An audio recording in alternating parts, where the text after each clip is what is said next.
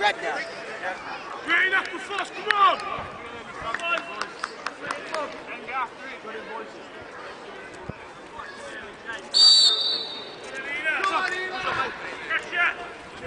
So we're after the Shoreline Aquaforce game at the Tyne Ground. I've got with me Glenn Clarence, James Baker and Steve Huntington. Thoughts on the last week, Glenn? 2-0 defeat at Answorth Paramore and a 3-0 defeat at home today to Shoreline Aquaforce. Nobody likes losing, Scott, especially me. Personally, I hate it. I think it's time to be realistic though. I think the league table doesn't, I've said before, doesn't reflect the overall league. I think Answorth Paramore are one of the best sides in the league. Definitely one of the strongest, one of the most experienced. That showed the other night. I thought we got old manned. I don't think the officials helped us on the night, but their excuses, the bottom line is we weren't strong enough collectively on the night. Today, totally different really. I think we gave them far too much respect first half. I thought we could have had a go. We didn't have a go enough. And again, it's what happens in both boxes, and the bottom line is that they put the ball back around it 3 times. I don't think it was a fair reflection on the game, but that's the result. And I think that the run we had was good because we needed to prove a few people wrong, and there were a few fresh legs coming in and individuals with something to prove. I think we've become a bit, what's the word? Complacent. The phrase that we didn't want to happen. I think it's happened in certain individuals' games, and they've got comfortable, and that's shown on the pitch. Collectively, we didn't work hard enough today, and we got picked off.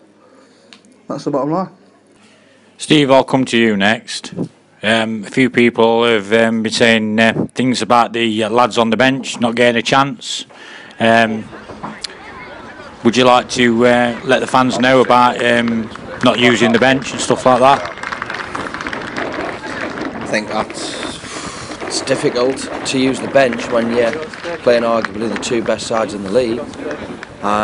It's been quite clear today and Tuesday night that we're not good enough to compete with those 2 teams. Despite in certain aspects of the game we probably did quite well. I'm talking about both matches now. But we've scored no goals, conceded 5, got no points.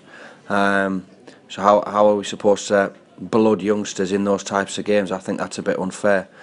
I think Ollie came on last week at Retford, and we've played full back today.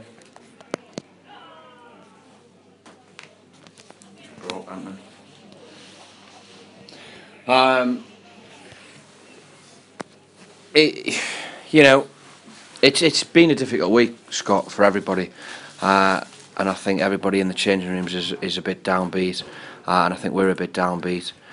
We expected a little bit more, we didn't get it, but you can't put kids in games like this. We'd have got hammered. I'll just come in on that. I mean, I want to play the kids, and this is no disrespect to them, but those kids on the bench have topped the squad up since we've lost 3 or 4 big players. I think it's also for courses. When we can use them, we have used them.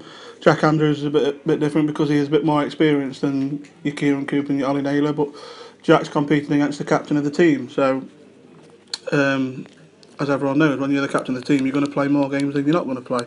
And obviously Shorey brings us massive experience and a great left foot and whatever else, but Jack is a left back. Again, we've tried to get Jack on in games when he's been able to get on.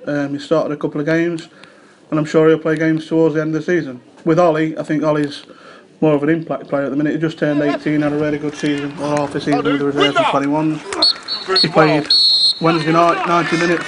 Sometimes you can play a bit too much football. People on the outside don't know how much football Ollie's playing. Stay right. Get a goal.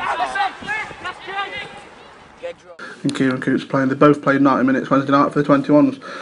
If I think they can influence the game, or I think a game will suit them, then obviously they'll come on the pitch.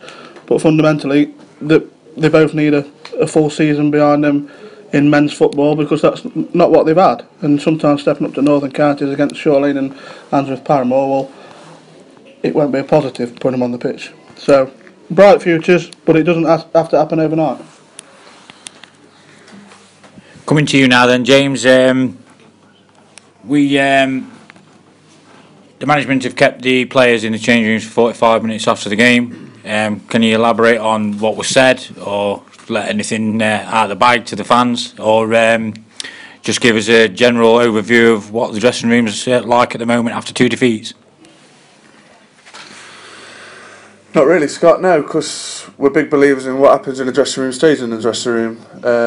But yeah, we've had a good chat with the lads. The lads have, in fairness, come back and given their points of view.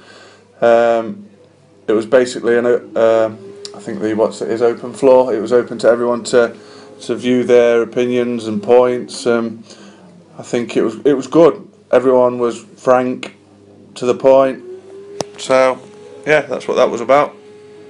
What was the other question? The mood. Despondent. Oh, the moods obviously we're disappointed. The entire group's disappointed. When you go from winning 4 or 5 on the bounce, performing the way that we did for that period of time, and then to go and lose 2 on the spin, it knocks you. Of course it does, but we've got to try and bounce back. And thankfully we've got a game sooner rather than later on Tuesday against Garforth at home. Thanks for that, James. Just one last question to you lads before you go. I'm sure you'd agree that title chances are over for Unitown this season, but in your professional opinions, can you give me a tip and say who's going to win the title after you've seen what you've seen this season? First of all, Glenn.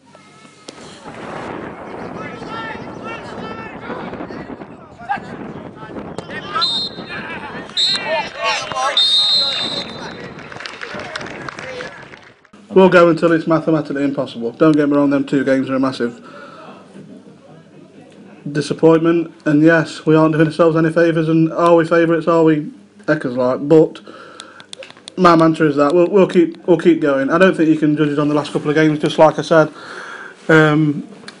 The 4 games we lost, we've played some really good sides with big budgets and big squads and whatever else, and no beating around the bush. Our squad has been trimmed down, and we're lacking a bit of qualities when we need to chuck it on. And when you play against your, no disrespect, Retford and whoever else, and we can pop it about and play some decent stuff, but days like today we looked tired in certain areas, and that's shown. My favourites for league, Scott, will be the ones who get most points, whoever that is.